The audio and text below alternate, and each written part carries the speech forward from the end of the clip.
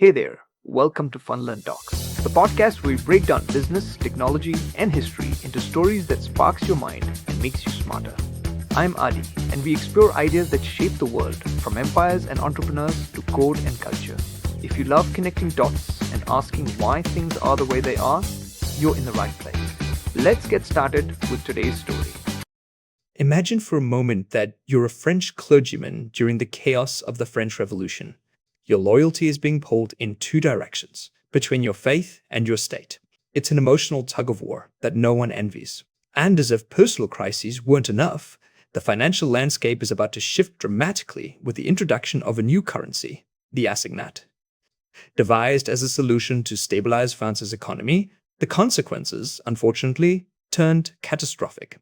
Because as we all know, the success of paper money hinges entirely on confidence in the stability of the government, and at this moment, confidence was in short supply. Now, let's fast forward to January 1792. The value of the assignat has plummeted to a mere 63% of its original face value. Picture this. The price of sugar has tripled, grain convoys are being attacked, and the streets are filled with the clamor of the disgruntled sans-culottes and the unemployed. Citizens were desperate, looking to the assembly to take control and stabilize prices. But that's not all. In April 792, the drama intensifies as France declares war on Russia and Austria. You might think that both revolutionaries and royalists supporting a war during such internal chaos sounds counterintuitive. Yet, the king harbored hopes that a defeat might end the revolution, whereas a faction in the assembly, the Girondins, believed that war would consolidate patriotic support for the revolution. Here's where things take a turn, though. While the war idea sounded good on paper, the French invasion of Belgium was a disaster, and soon the Duke of Brunswick was marching into France with threats that sparked terror. Now, among the political groups jostling for power, the Jacobins were gaining momentum. These supporters of a centralized republic, led by powerful figures like Robespierre and Danton, called for extending the vote and implementing state controls on the economy. In contrast, the Girondins wanted a less centralized form of government, hesitated to go to extremes. Several events fueled the growing republicanism. The infamous flight to Varennes in June 1791, where the royal family's attempt to escape put them in the same boat as the increasing number of émigrés rejecting the revolution. The tragic Champ de Mars incident in July 1791, where National Guardsmen fired on a pro-Republican crowd, pushing public sentiment further towards republicanism. And then there's the Brunswick Manifesto in July 1792, which did more harm than good to the king's cause by threatening to destroy Paris if the royal family was harmed. With the enemy literally at the gates and pressures mounting, France was a powder keg. By August-September 1792, amid this critical military situation, the Jacobins made their move. On August 10th, they seized power through a calculated coup d'état, aligning with the fervor of the sans-culottes, and pushing the assembly to hand over executive power to an emergency committee under Danton's leadership. Meanwhile, the ominous air of the incoming September massacres loomed. Feelings of hysteria and fear culminated gruesomely on September 2nd to 4th, as over 1,000 prisoners were slaughtered under the direction of a committee led by the Jacobin journalist Marat. This was a desperate and bloody attempt to frighten the enemy. A dark moment indeed that marked a frantic bid for survival. Following these tumultuous events, the scene on September 21st at the newly convened National Convention was starkly different. The old guard was gone, and now the political landscape was dominated by the Jacobins, the moderate Girondins, and an array of uncommitted deputies. A new phase was unfolding in the popular revolution, a stage that would further challenge the definitions of democracy and extremism. In this chapter of chaos and shifting allegiances, the impact of economic decisions, political maneuvers, and the unrelenting push towards more radical forms of governance keeps us on the edge of our seats, reminding us of the deep complexities and human emotions driving the history of revolutions. The battle at Valmy marked a pivotal moment in history, a day when the French army stood firm, heralding the aggressive push they needed. By November, victory smiled on the French forces again at Jemappes, setting the stage for an extensive military campaign that would see them sweeping through Belgium and crossing the Rhine with fervor. The conquests weren't just about expanding territory, they carried a heavier, more audacious message. Picture this. On the 19th of November, 1792, the French government issued the Edict of Fraternity. It was an open call to the people of Europe, urging them to cast down their monarchical chains and offering brotherly support from France. Then, come January and February of 1793, the French drew their natural frontiers, which extended right up to the Rhine, the Alps, and the Pyrenees, and declared war on Britain, Spain, and the United Provinces. The stakes were unmistakably high, and every move was revolutionary.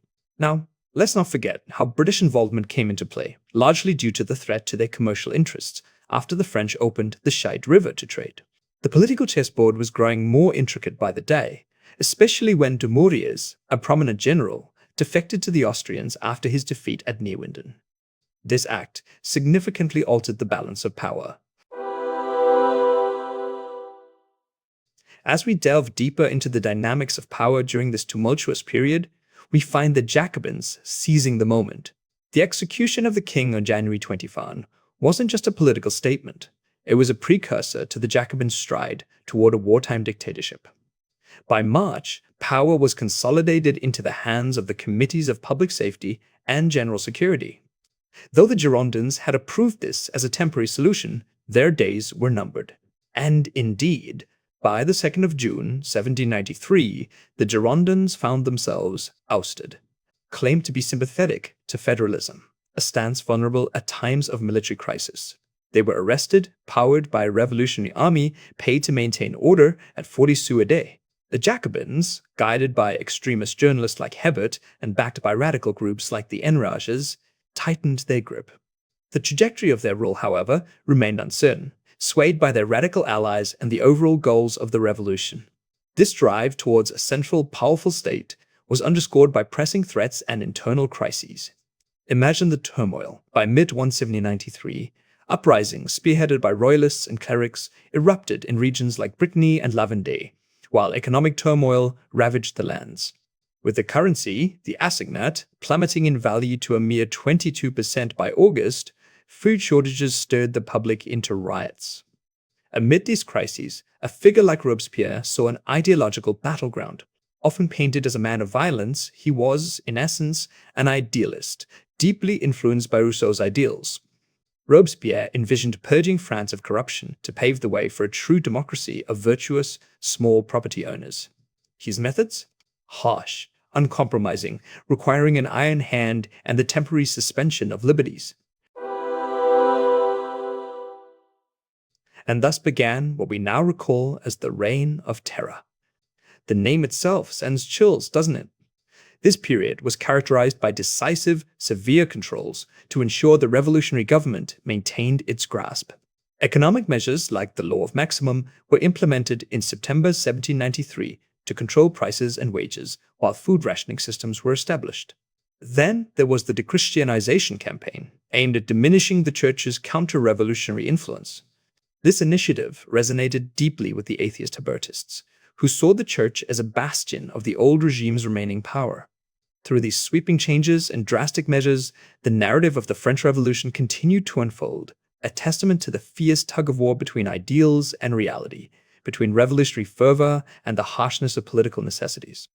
Each piece on the chessboard moved with calculated risk, forever altering the landscape of French political history. In a period marked by chaos and drastic change, France found itself submerged in the painful throes of revolution. Power struggles and relentless bloodletting prevailed as the French Republic heaved under the weight of its own endeavors to redefine society. One of the most compelling turns in this turbulent saga was the rise of Robespierre and the chilling efficiency of the Jacobins, who, in their fierce pursuit of ideological purity, orchestrated what many would remember as the Reign of Terror. These were years of ruthless purges, during which clergy were persecuted, church properties seized, and a total of around 18,000 people executed, a chilling statistic acutely reflective of the period's brutal justice system. The guillotine, a grim symbol of the revolution, saw no fewer than 3,000 victims ascend its steps in Paris alone. Now, let this sink in. Much of the killing was propelled by legislation that streamlined the process by limiting the need for substantial evidence, or even a formal trial.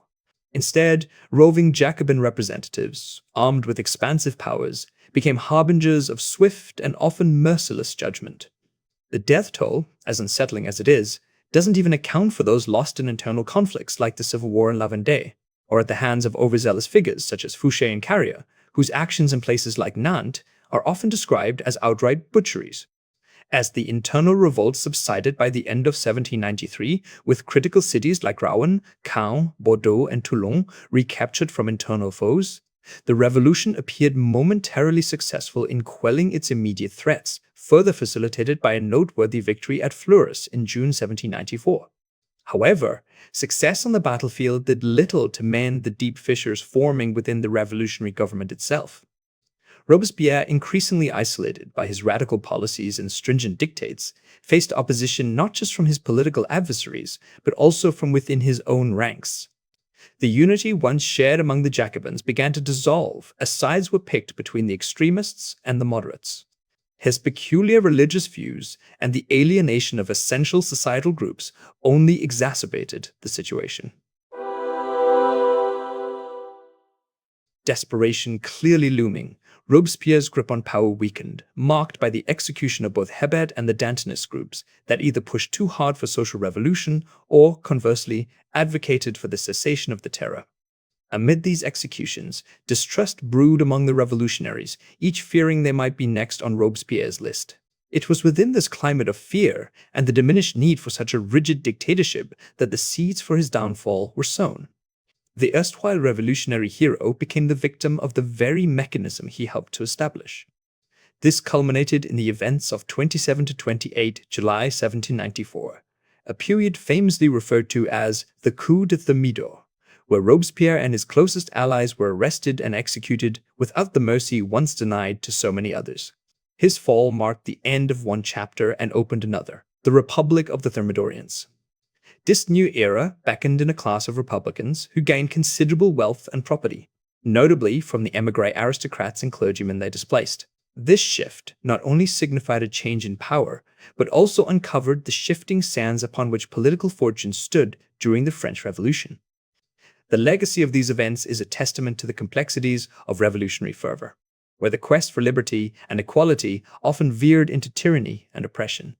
Intriguingly, the revolution continually consumed its own, demonstrating the perilous path of radical reform and the precarious nature of power.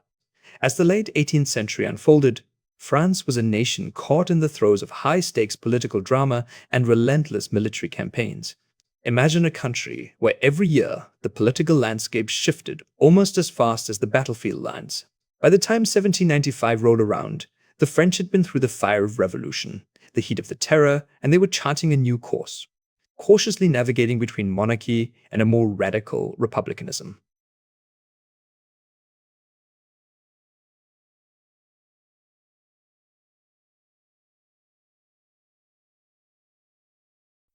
That's it for today's episode on Funlearn Talks, where stories from business, technology, and history keep your curiosity alive. If you enjoyed the journey, make sure to follow, rate, or share it with a fellow curious mind. And hey, we'd love to hear from you. Drop a comment or connect with us online. I'm Adi, and I'll catch you next time, right here on Funlearn Talks. Until then, keep learning, keep wondering,